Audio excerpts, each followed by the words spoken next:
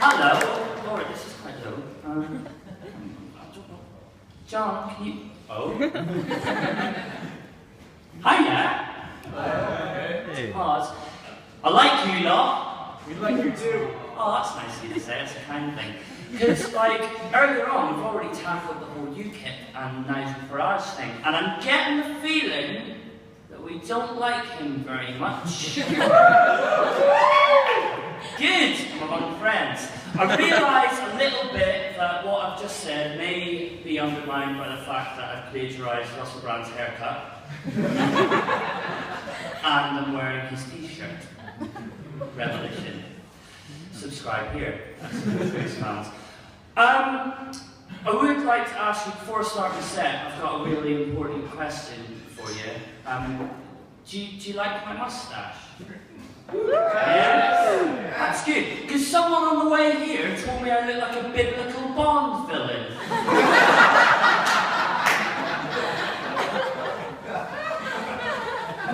Hello, Mr. Christ. Do you expect me to talk? No, I expect you to die. Well, let's see how that works out for you, because it's almost Easter. For the Bible fans in the house. So, I've got a set that I swear to you I wrote last week, okay? Because today it's suddenly become unfortunately topical and might make me look a little bit like a bad person. But I swear, I wrote it last week. Want to talk to you about plane crashes? But it's alright, because I've got a little proviso for you all. The more observant of you may have noticed that I am, in fact, an Irish gentleman, specifically from Belfast. And I don't know how you are on your history, but sometimes when we get riled. Has anyone seen the movie Speed? Do you know like how he's got like that little mileometer thing, and then if it goes below a certain speed, it like blows up? I want you to think of this set a little bit like a laughter version of that. Because if the laughter drops too low, just how we vomiting in more ways than one. So, right, I was on a plane on the way back from Milan the other day, because I've got a day job in Italy. Lucky for some, I know. And I was sitting on the plane, and I realised that I've become a bit of a nervous flyer. Increasingly so as I've gotten older, because I think it all stems from the fact that I'm starting to trust people a little less. It's a bit sad. But do you know when you're a kid and you think of your parents as these like, just fountains of indefinite wisdom, and whatever question you ask them, they've got an answer for that, and you just trust them inherently? No. No! Sorry, it's awkward for you. I trusted them, I thought they were pretty smart. But it's been undermined by the fact that now I've seen my dad drunk at a wedding dancing, and I've also seen my mum trying to get with the 21st century with a Twitter account and grappling with a hashtag. You can't put an apostrophe in it, you moron. Undermines it all. But right, I'm going to get rid of this because I've done the Jesus thing now, so I don't need it. I can go over there. So, I was thinking like pilots. You think, oh, they've been at pilot school for 7 years, so they've become an expert in their field, right? So you can trust them. I've got a first-class master's degree, and sometimes in the morning time, I struggle to button my shirt properly. It goes all wonky. You go. So it's just kind of like, it makes, when you think about that, you think you're putting your life in a stranger's hands, and you think, God, I'm encased in this iron bird, 10,000 miles above a gigantic rock. A gigantic rock which I'm pretty sure has some kind of magnetic pull. Worrying.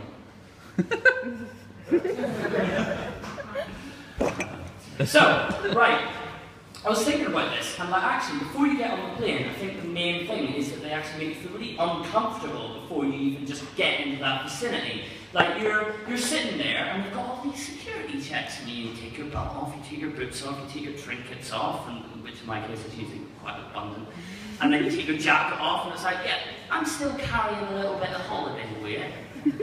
And the last thing I want to feel comfortable and secure is to do a striptease in the middle of Milan Malpensa.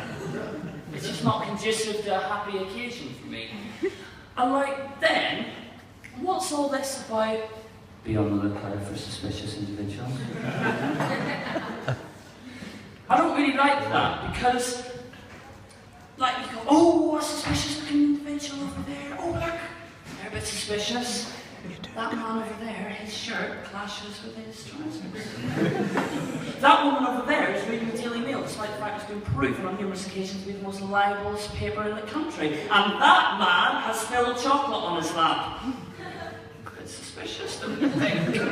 I don't like this suspicious person witch hunt that seems to go on in airports because, speaking as someone who definitely fits the suspicious individual bill,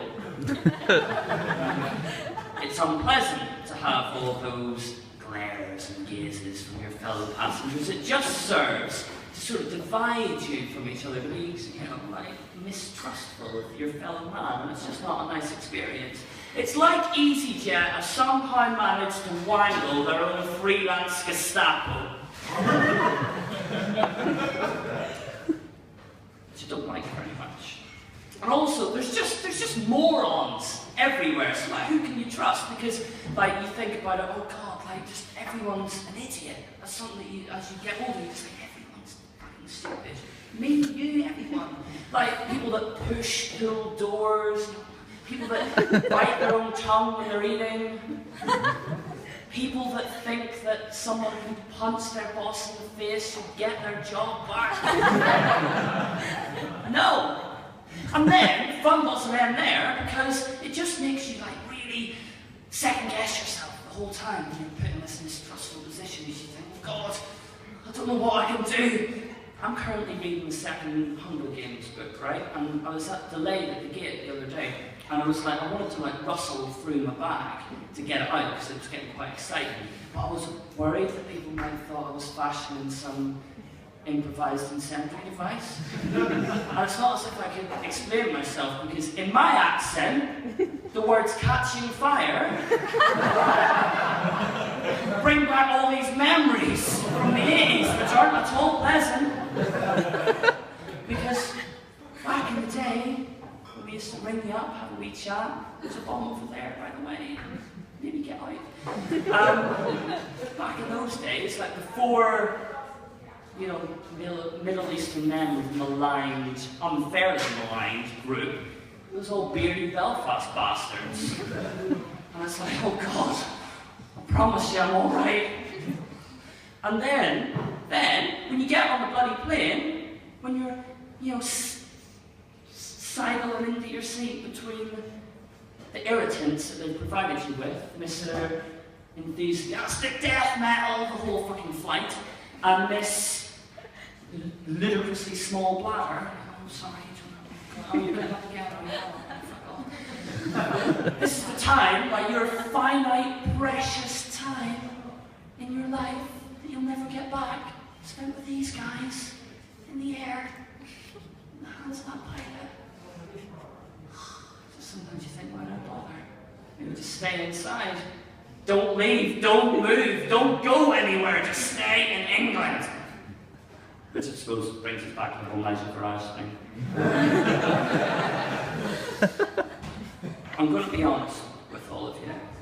I've really enjoyed talking to you, but I didn't write an ending to this set. I didn't go to like the climactic, euphorious applause. So I thought, does anyone like 50 Shades of Grey? No, no one. What about Jamie Dornan? Anyone fan of him? Right. Yeah, some people. You'll like this bit.